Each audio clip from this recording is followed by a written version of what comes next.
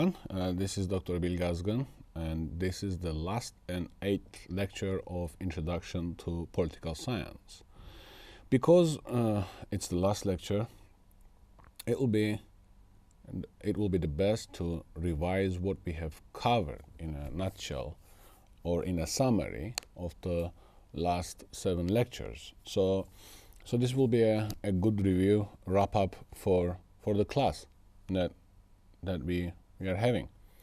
As you remember, we started with first lecture about what is political science and the basic concepts of political science. And I would like to remember you that we started from Aristotle, how he defined it. I mentioned politics, what does it mean? If you go back to lecture 1, you will see it in more detail. Because it was the first lecture, I tried to give you the background of ancient Greek city-states, polis, and then we gave the branches of political science. We gave the most basic definition of who gets what, when, and how, and then we kind of plunged into additional definitions, how you need to, mobilize, how you need to seek for change, and then afterwards we started to engage with its basic concepts such as power. What does power mean? And I explained in detail the Dalian definition of power and the difference between Dal and Lux, how they differ in their conception of power. And then we went on with power, and then we look on to legitimacy. What do we mean by legitimacy? We look at the sovereignty, authority. I spent more time in sovereignty because it's a very central concept of a nation state. And then I started to explain what is nation state and how the world, although it's two different things, nation and state, today's world order is based on nation states. And then of course in these nation states we have a citizenship, we have a government. Some of them are authoritarian, it's called, some of them are democratic. And I also went over these basic concepts. And then I also mention here the difference between direct democracy and representative democracy. I explain in detail how when democracy was born, I also explain you the meaning of what democracy means literally. It means the power of the people, from the Greek word demokratos. Demos, kratos. Demos means people, kratos means power. So power of the people. But back in ancient city states, the democracy was practiced with direct participation of citizens. And I explain you how in today's nation states we have nation states such as 300 million, like US, 300 million more, Turkey 70 to 80 million, China 1 billion, more than 1 billion, India almost billion. So we can't have these 300 million people participating directly. So what we do today is called representative democracy. That is, we elect representatives such as political parties or candidates for presidency, just like we had the Trump and Clinton and others. And then we vote for our representatives, whether which one we think will represent us better or more, it's closer to our ideas or more, we select those people. So it's called representative democracy, and we select members to the parliament, right? Every country has a parliamentarian system, at least in democracies, and people select who their representatives will be in politics. Okay, and here's the beginnings of democracy. Here's the, which I mentioned also, representative democracy. And we talk about Jean-Jacques Rousseau, about his social contract, as you remember. And then with Jean-Jacques Rousseau, I explained 2 historical significant events. These are in lecture 2. You can review the lecture 2 when you're going to go back. Please do review lecture 2. I explained to you what is Magna Carta, why it's significant, why it's crucial, how I explain you the historical context how it's a beginning of the the concept of rule of law. That is, the kings, although it was believed to have an absolute power, that their power should be checked, and that's a historical event, Magna Carta, where King John was subjected to follow the law, pushed them by the landlords. So that's a beginning of a limited idea of a limited government. That government obeys the rules itself. That no one is above the law, and that's a very it's like one of the very crucial definitions of democracy today, and that's why Magna Carta as a historical event is crucial. And then I remember explaining a historical background of the French Revolution, how it came about, why the French Revolution is the watershed. So there is a before French Revolution, what we call ancient regime, that is old regime, and what did French Revolution break? And I explain in detail as well how aristocracy used to be privileged with the priesthood. And I also explained the estate system. I explained how back then the Louis XVI had an absolute power, and how French Revolution break that apart. And then I explained in detail the three ideals of French Revolution: liberty, equality, and fraternity, the execution of King Louis XVI. It's also how shocking it was for this world, as you can remember. And then now, once we covered these two prominent historical events, such as Magna Carta and French Revolution, I came back to Rousseau, Jean-Jacques Rousseau, and Hobbes. And I also mentioned to you about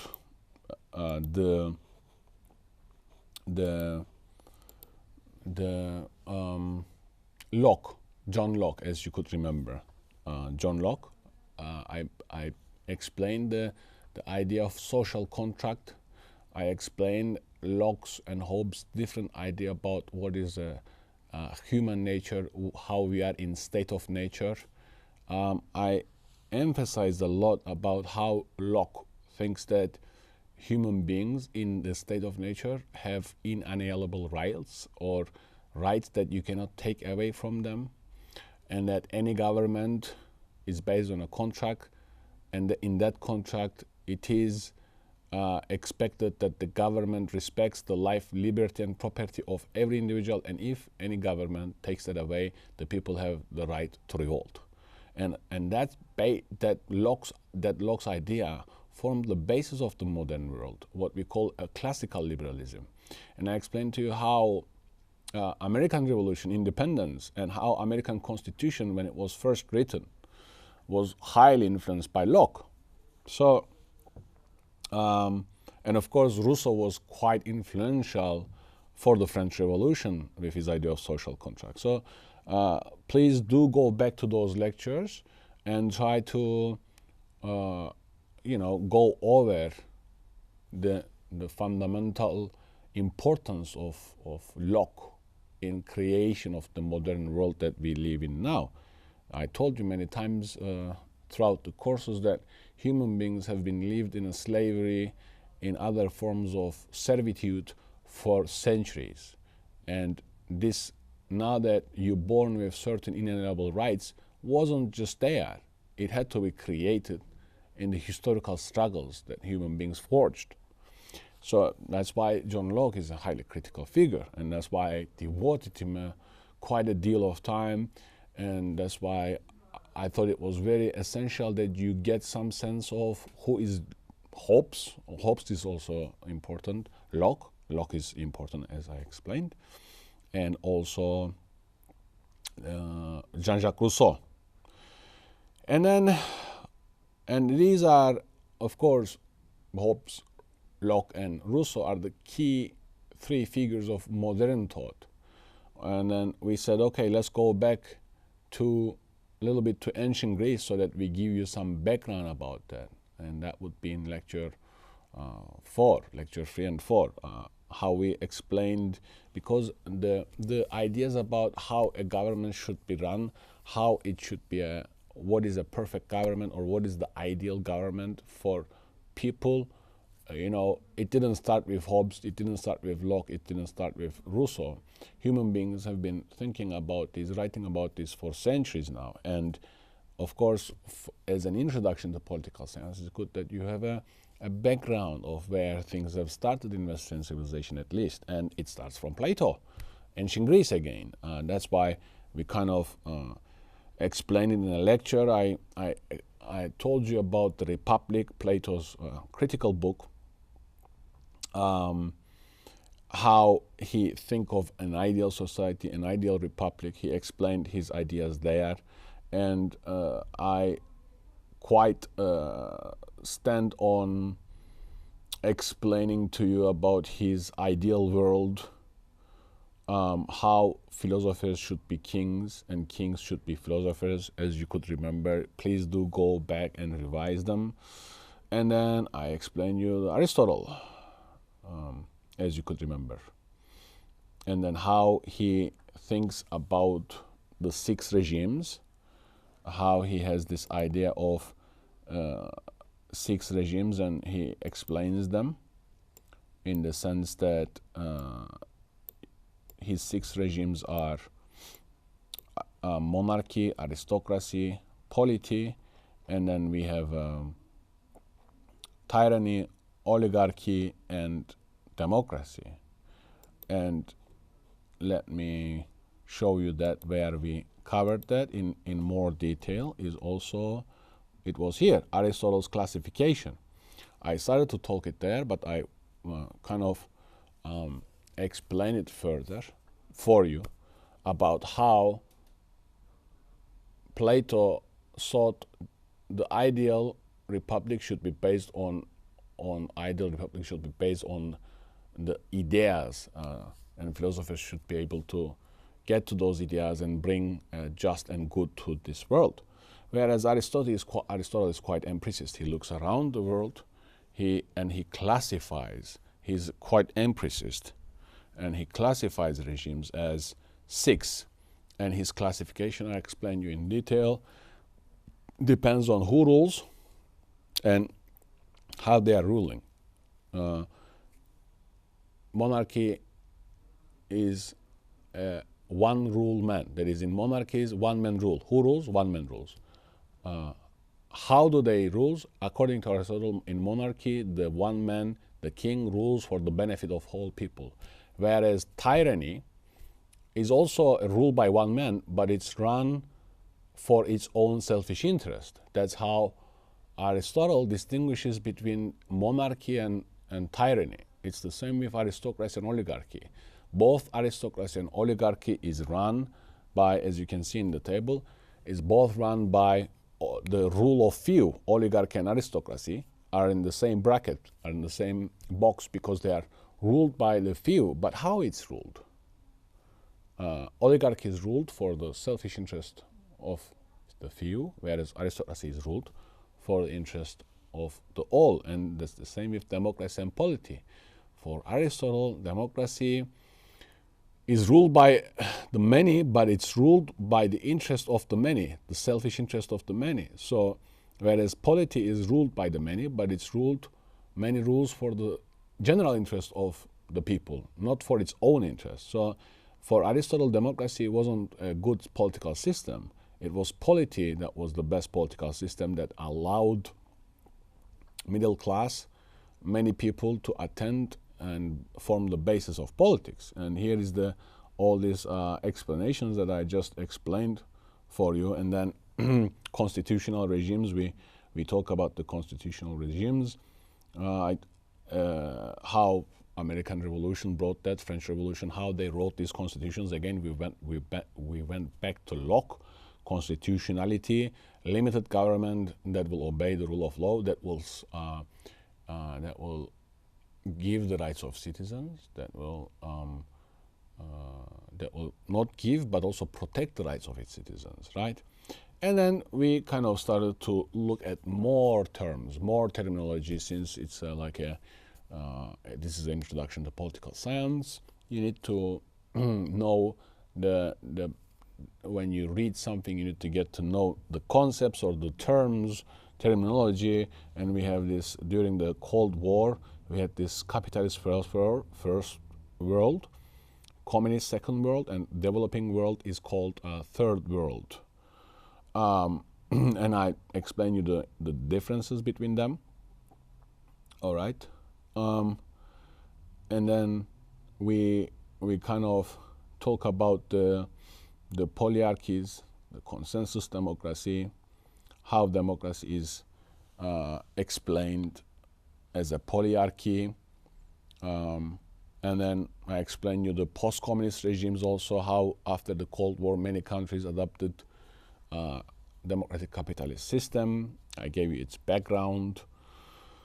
All right, and then we talk about the military regimes. That was just kind of an overview, if you would like to think about it, a broad overview of the terminologies in the modern world, so that you get prepared when in the coming lectures or when you become second or third year, you know what is, when someone tells you about our first world, what does that mean? You know it already. First world are those most industrialized capitalist states such as US, UK, and those countries. And third world, when we say, are those who are experiencing poverty. India is a third world. They are developing, of course, but they are considered third world because of their level of lack of industrialization. They are trying to catch up, and they are the poverty, and then the system is not still established yet. And that was also a view, a broad thing that we went over together with you. And of course, the last couple lectures, lecture 6, 7, were all about, as you could remember, ideologies. I wanted to, since this is a beginning of, it's an introduction to political science, it would be best for you to know of the left-right continuum in politics, how political parties are formed, why we call certain ideologies or parties left, why we call them sometimes moderate, sometimes conservative, sometimes right-wing, sometimes extreme right-wing. So we try to understand it. We try to go to its origins, and it goes to French Revolution, how the people who wanted to change, who wanted to get rid of the privileges of aristocrats and priests, in the National Assembly they were sitting at the left. So whereas the nobility and clergy who wanted to keep the privileges stood at the right. So since then it has become a symbolic. The left always left wing, when we say left ideology, it's more about changing things towards more equality, more fair, less privileges, whereas right is more about conserving things, maintaining a status quo, etc. and etc. And I have explained them. Okay, here is I explained them in detail, as you remember, and this is I think you should really take a look at this left-right continuum in the 19th century, how left, moderate and conservatives, and what are the values of left. So left or left moderates, if you are towards the left of the continuum, you are more about human rights, egalitarianism, personal liberty, and internationalism. Whereas right wing is more about property rights, elitism, authoritarianism, and nationalism. And that's a very, I think, crucial thing that you need to remember for the exam or for the future that you're going to study politics. Here's more detailed thing about the left and right continuum, as you're going to see. And social change, authority, again, it's more of, now in here I explain you fascism, communism, socialism, liberalism, anarchism. It's the different terminologies, the concepts of the ideologies that you need to be aware or exposed as an introduction to political science, right? Yes, and then the main crucial thing that distinguishes the left and right is that, as I told you, left is more about a fairer distribution in economics. Okay, so the first thing, if you want to distinguish any political party as a right wing or left wing, you need to look at their economic policies. Are their economic policies are about taxing the rich more and getting more money out of the rich so that you can distribute it to the health, wealth, health and education, or is it about less taxing the rich? I mean, look at the UK, look at the US. Conservatives always say that you shouldn't tax the rich. You should let the rich become more rich so that they can contribute better to the society. That's what their argument is, and that will contribute accordingly to their views to the general interest. Whereas left is always about, okay, have a progressive tax system that is, of course, tax the middle class as well, but tax the rich more, and you take that money, and as a state, you distribute it. You turn that money to a services, states, what we call a welfare state, health services, education services, etc., and etc., for those who are disadvantaged in the society.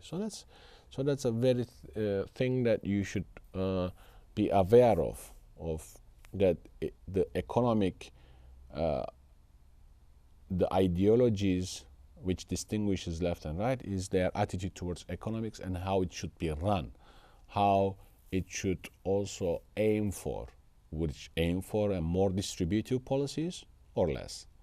Conservatives, who are usually rich, they do not want to get their taxes, pay much more taxes. They want to earn more and profit more. So that's the difference between the two. Okay? And I also explained I give you some background about socialism and communism, USSR, Soviet Union, and then I also explained you fascism, I remember, from Italy's Mussolini. I explained you a brief historical background, but what you really need to pay attention is that the origins of the left-right division as a political cleavage, and I have explained that as starting with French Revolution, and left represented always changing the status quo for a more liberal, more equal society. So whereas right was not keen, it was more interested in preserving things, and that became a universal in today's world. When we say he's more left wing or more right wing, we are basically using that kind of understanding about it. And then here, so it's very important that you realize this and you study this in this course.